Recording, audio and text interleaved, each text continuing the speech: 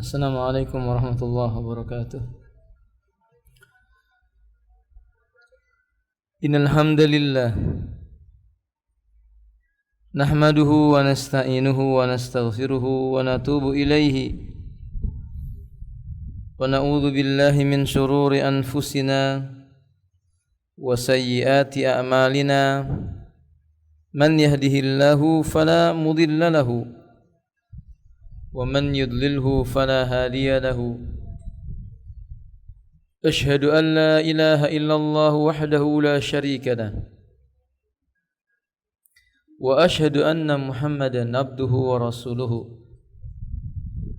Allahumma salli ala Muhammadin wa alihi wa ashabihi wa man tabi'ahum bi ihsanin ila yaumiddin. Amma ba'du. Ummahat dan akhwat yang dimuliakan oleh Allah Ta'ala, usikum wa nafsi bitaqwallah. Aku wasiatkan kepada diriku dan kepada anda sekalian untuk bertakwa kepada Allah. Qala Allah Azza wa Jalla, Allah menyebutkan dalam Al-Quranul Karim, Ya ayyuhalladzina amanu taqullaha haqqa tuqatih wa la tamutunna illa wa antum muslimun. Hai orang yang beriman, bertakwalah kamu kepada Allah dengan sebenar-benar sifat takwa. Jangan engkau meninggalkan kehidupan dunia kecuali dalam keadaan tunduk dan patuh kepada Allah Ta'ala. Wa iyyakum wa muhdatsatil umuri. Jauhilah olehmu hal yang diada-adakan dalam urusan agama. Fa inna kulla muhdatsatin bid'ah. Karena perkara baru dinisbatkan kepada agama ini perbuatan bid'ah. Wa kulla bid'atin dhalalah wa kulla dhalalatin finnar. Bid'ah itu sesat dan kesesatan itu bertempat di dalam neraka. Adapun sesudah itu, amma ba'du, materi pembahasan kita melanjutkan dari kitab Al-Manahi, Mawsu'atul Manahi Asy-Syar'iyyah di Syekh Salim Ibn Id Al-Hilali hafizallahu ta'ala.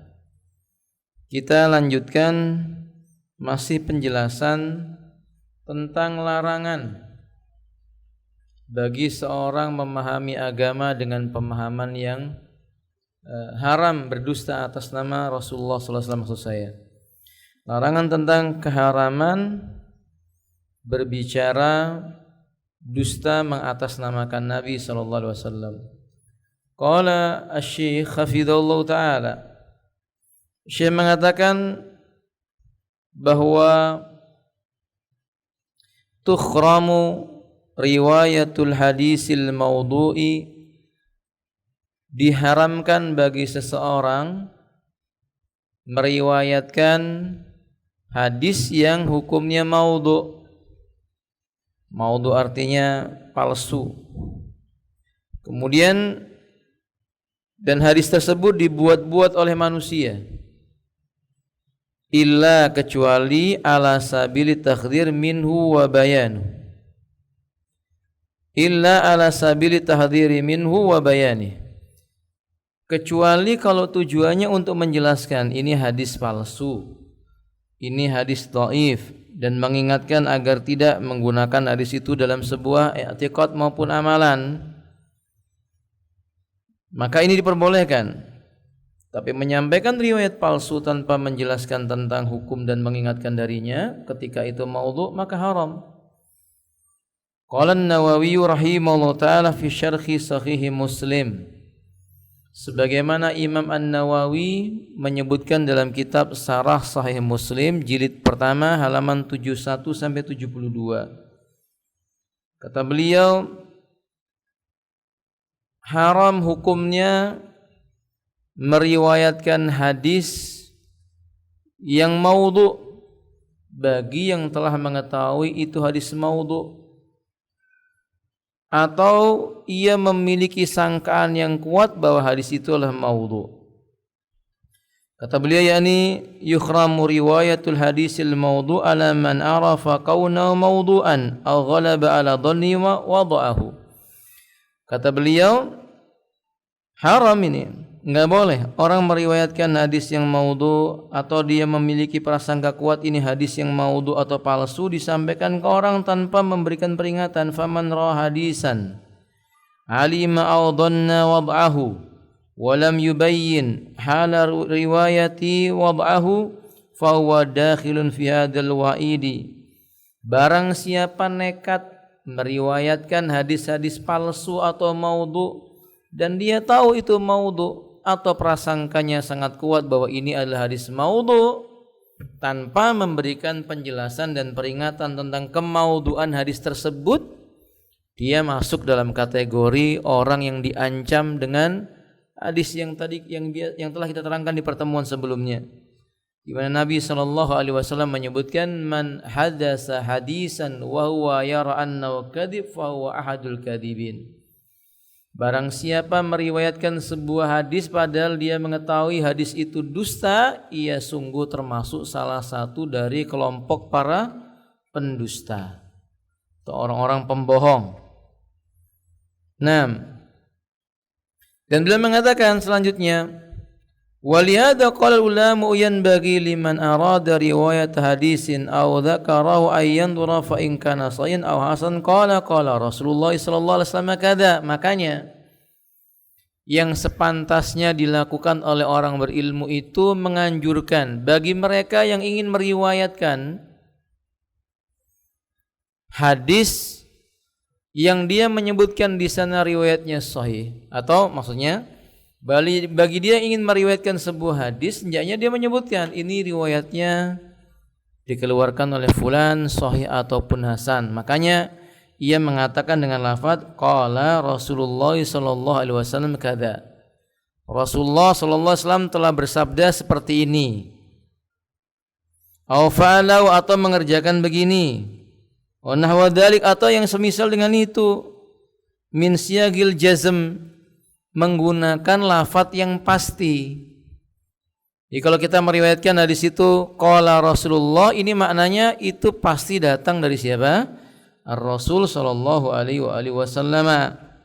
Para ulama melakukan hal yang demikian. Wa in kana dhaifan, tapi kalau dia memandang riwayat itu riwayat yang dhaif, fala yakul qala au fa'ala au amara au naha, maka jangan dia mengatakan bersabda Rasul, telah berkata Rasul, telah melakukan begini Rasul, telah memerintahkan Rasul, telah melarang Rasul. Jangan katakan demikian itu atau kata-kata yang semisal dengan itu. Min siyagil jazm, termasuk kategori yang memastikan. Bal yakul, harusnya dia mengatakan kalimat ruwiya anhu kada. Perhatikan ibu-ibu, kata beliau, harusnya dia mengatakan ruwiya anhu, telah diriwayatkan sebuah riwayat darinya, telah diriwayatkan darinya. Au jaa anhu kada, atau dia mengatakan dengan kalimat telah datang darinya seperti ini bentuknya. Au yurwa, atau diriwayatkan. Au yudhkaru, atau disebutkan. Au yuhka, atau dihikayatkan. Au yuqal, atau dikatakan. Au balagana, atau telah sampai kepada kami. Au asbah, atau hal-hal kata-kata yang seperti itu. Allah subhanahu wa ta'ala alam, dan Allah maha suci dan dia yang lebih mengetahui. Maksudnya ini lebih selamat kalau kita mengatakan dengan kalimat telah diriwayatkan, telah dihikayatkan, telah diceritakan, telah sampai kepada kami dan semisalnya. Tapi kalau dia mengatakan qala Rasulullah, itu keliru, karena riwayatnya maudhu atau dhaif. Qala ulama kita mengatakan wayan bagi liqari'il hadisi, demikian pula yang seharusnya dilakukan bagi orang yang membaca hadis. Ayya'rifa minan nahwi wal lughati, pembaca hadis itu dia tahu tentang ilmu nahwu dan ilmu bahasa. Kemudian wa asma'ar rijali, dan juga mengetahui tentang nama-nama perawi. Ma yusallimu bi min qawli ma lam yakul, supaya apa tujuannya? tujuannya terhindar dari mengatakan sesuatu apa yang beliau tidak katakan. Wa idza sa'a fi riwayati ma ya'lamu annahu khata fa shawabul ladzi alaihi al-jamaahiru min as-salafi wal khalafi annahu yarwi 'ala shawabi wa la yughayyiru fil kitabi. Kata beliau, kalau seandainya terbukti bahwa telah terjadi kesalahan dalam sebuah riwayat dan ada kalimat yang benar, maka yang benar adalah perkataan jumhur ulama salaf dan khalaf, hendaknya ia membaca dengan bacaan yang benar, tidak mengubah apa yang tertulis dalam kitab. Maksudnya kalau misalnya penulisannya keliru, tidak mengubah yang ada dalam kitab, tapi hendaknya dia membaca dengan bacaan yang benar. Nah, ini maksudnya demikian. Tapi dia berikan catatan kaki. Riwayat ini yang benar begini. Riwayat ini lafadznya harusnya demikian. Demikianlah yang tertera dalam hadis ini. Kami dalam riwayat kami, sedangkan yang benar begini, misalnya begitu. Jadi kalau ada sebuah riwayat ternyata dijumpai dhaif, dia baca hadis yang dhaif itu sambil diterangkan. Yang tertulis riwayatnya dalam kitab ini demikian, tapi yang benar harusnya demikian. Nah, itu seperti itu harusnya seseorang. Kalau dia termasuk kategori orang yang mampu, enggak asal membaca sebuah riwayat. Kata ulama juga, yang seperti ini kata beliau, maka terkumpul dua maslahat. Terkumpul dua maslahat sekaligus, yakni maslahat menerangkan sebuah kekeliruan yang ada dalam periwayatan sembari menyebutkan yang benar. Ini yang disebutkan, yakni menyebutkan sesuai dengan yang ada dalam kitab, amanah ilmiah, sembari menyebutkan yang benar. Wallahu alam bishawab. Poin terakhir, poin kelima. Silakan dibaca Ibu ucapan Imam Al-Baghawi. Al-Baghawi rahimahullah berkata dalam Syarh Sunnah, ketahuilah bahwa berdusta atas nama Rasulullah Shallallahu Alaihi Wasallam merupakan kebohongan yang paling besar setelah kebohongan orang-orang kafir terhadap Allah Subhanahu Wa Taala. Dan Rasulullah Shallallahu Alaihi Wasallam sendiri telah mengatakan, yang artinya sesungguhnya berdusta atas namaku tidak sama seperti berdusta atas nama orang lain selainku.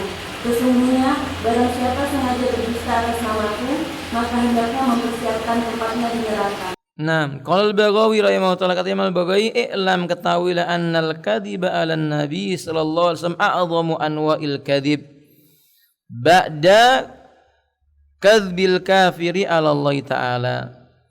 Ketahuilah olehmu bahwa berdusta mengatasnamakan Rasulullah itu merupakan jenis kebohongan yang paling besar setelah jenis kebohongan orang kafir mengatasnamakan agama Allah Azza wa Jalla.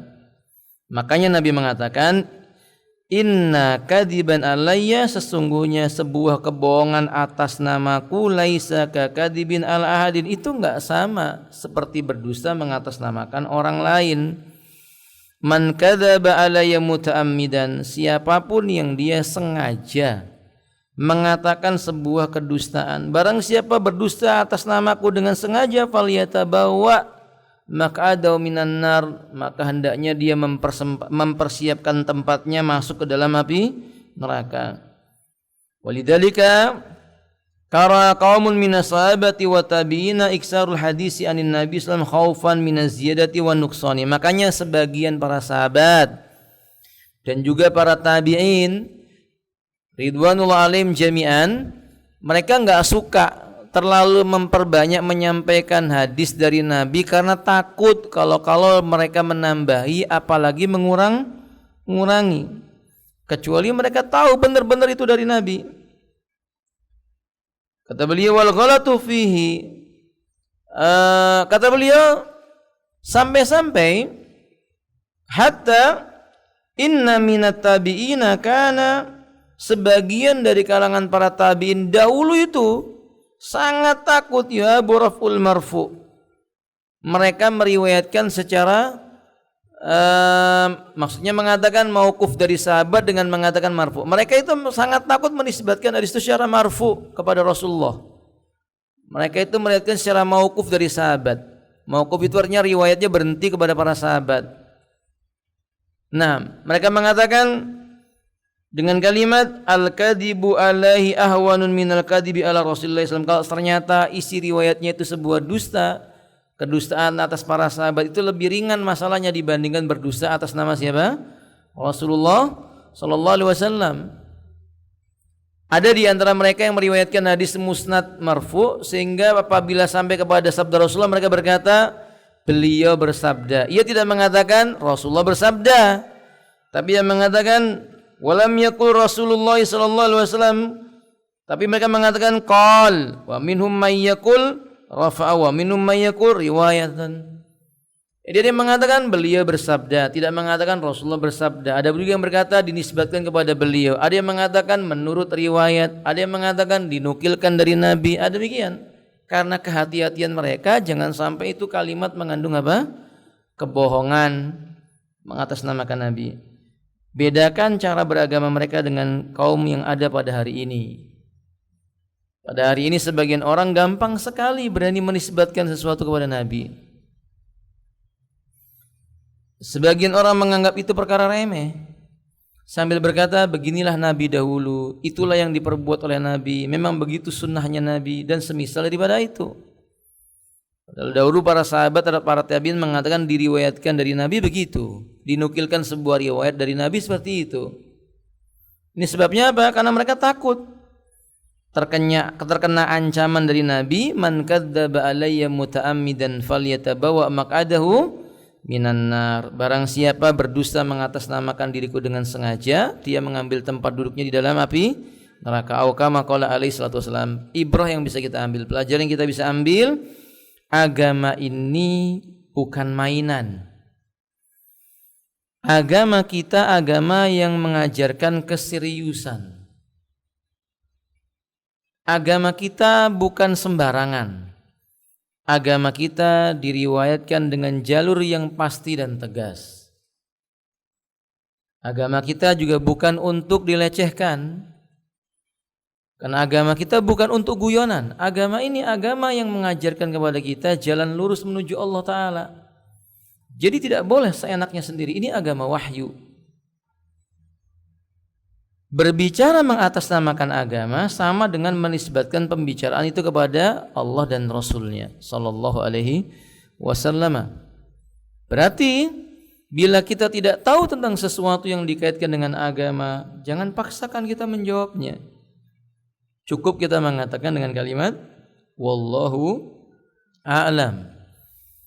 Bila kita menjumpai sebuah riwayat dan kita tidak mengetahui tentang itu sahih atau tidak, kita katakan diriwayatkan, disebutkan dalam sebuah riwayat atau dinukilkan dalam sebuah riwayat. Ini jalan keselamatannya.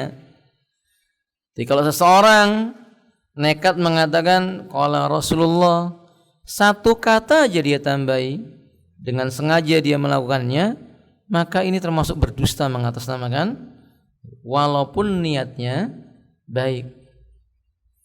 Walaupun dia punya niat ingin memuliakan Nabi, menyampaikan ajaran Rasul, tapi sungguh Nabi tidak menyukai kebenaran disampaikan dengan cara kebatilan. Agama ini tidak mengajarkan kita menyampaikan kebenaran dengan cara yang dibenci oleh Allah. Saya telah sampaikan kepada Anda, Imam Syafi'i menyebutkan amantu billahi wa bima jaa'a anillahi ala muradillahi wa amantu bi rasulillahi wa bima jaa'a anhu sallallahu alaihi wasallam ala muradihi sallallahu alaihi wasallam.